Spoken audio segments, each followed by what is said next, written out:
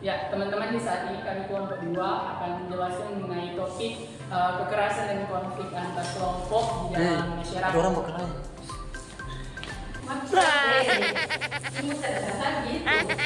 Wih, berkelahi boleh, Mar. Jangan beribut.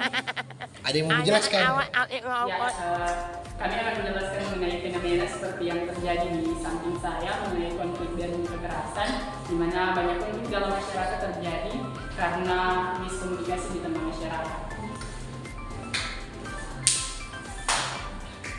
Berkelahi atau bermain ini?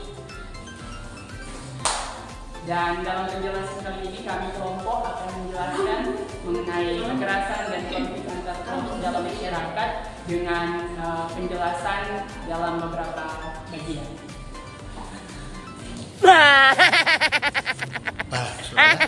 Sulala? Ya, demikian kami akan masuk dalam penjelasan. Penyebab konflik dan kekerasan antara kelompok ialah yang pertama perbedaan identitas. Perbedaan identitas mencakup beberapa hal, yaitu suku, agama, dan budaya.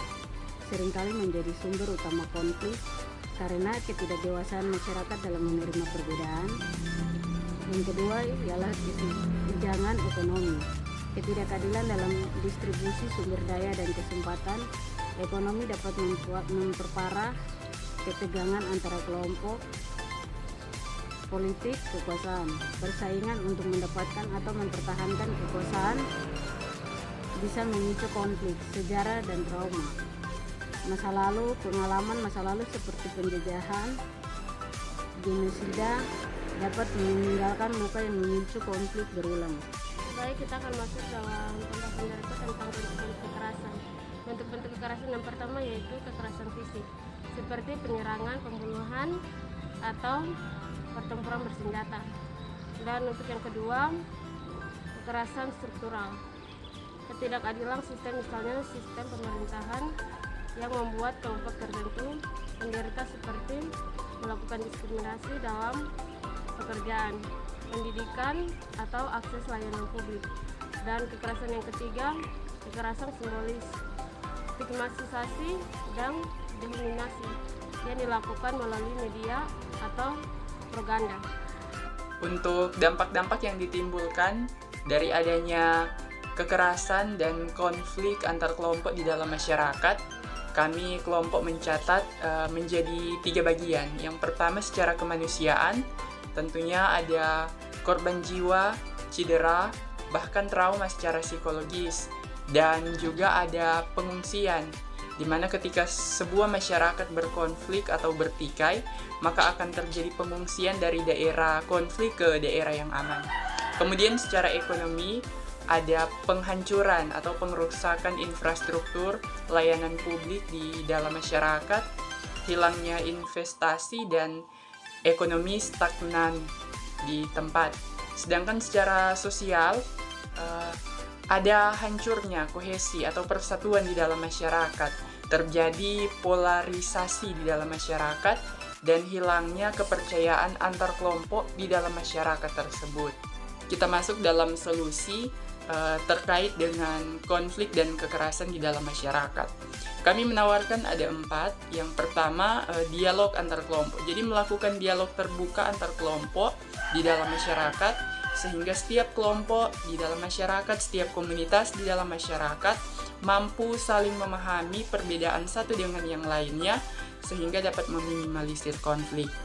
Kemudian pembangunan ekonomi, jadi melakukan pembangunan ekonomi secara bersama-sama, secara merata, sehingga tidak ada kesenjangan di dalam masyarakat yang memicu konflik.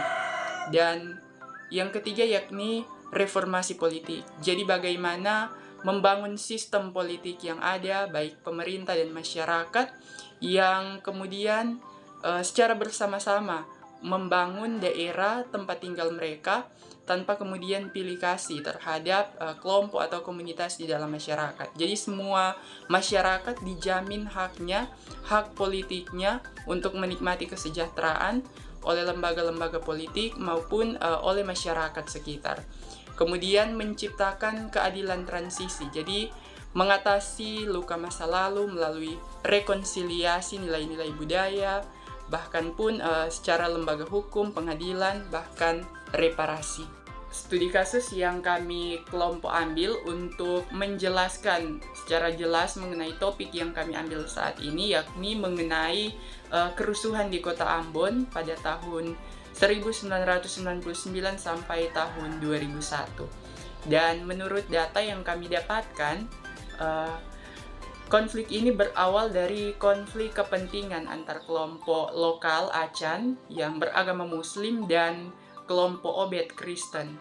Bahkan dalam beberapa data yang kami dapatkan, konflik ini sebenarnya dipicu oleh dendam kolektif kaum pribumi terhadap suku Bugis, suku Buton, dan suku Makassar dalam perebutan sumber daya di kota Ambon. Sehingga kemudian timbul konflik antar agama di kota Ambon yang sebenarnya dipicu oleh konflik politik dan ekonomi yang dibungkus dengan nuansa keagamaan dan yang berujung pada kerusuhan yang mengakibatkan kurang lebih 8.000 orang meninggal dunia. Dan konflik ini dapat diselesaikan dengan dialog terbuka antar setiap kelompok dalam masyarakat, baik itu kelompok agama maupun kelompok masyarakat secara umum, dan bagaimana masyarakat ini merepresentasikan kembali nilai-nilai luhur yang ada di dalam masyarakat seperti pelagandom di dalam masyarakat. Jadi kami memilih studi kasus ini karena sangat relevan dengan topik yang kami angkat dan sebagai contoh di mana di dalam masyarakat itu terjadi beragam perbedaan dan dapat dipersatukan, dapat menjalin kohesi sosial yang kuat ketika masyarakat memiliki nilai-nilai kesepakatan bersama sebagaimana yang ada di Ambon mengenai nilai-nilai kebudayaan, nilai-nilai norma mengenai pelagandom.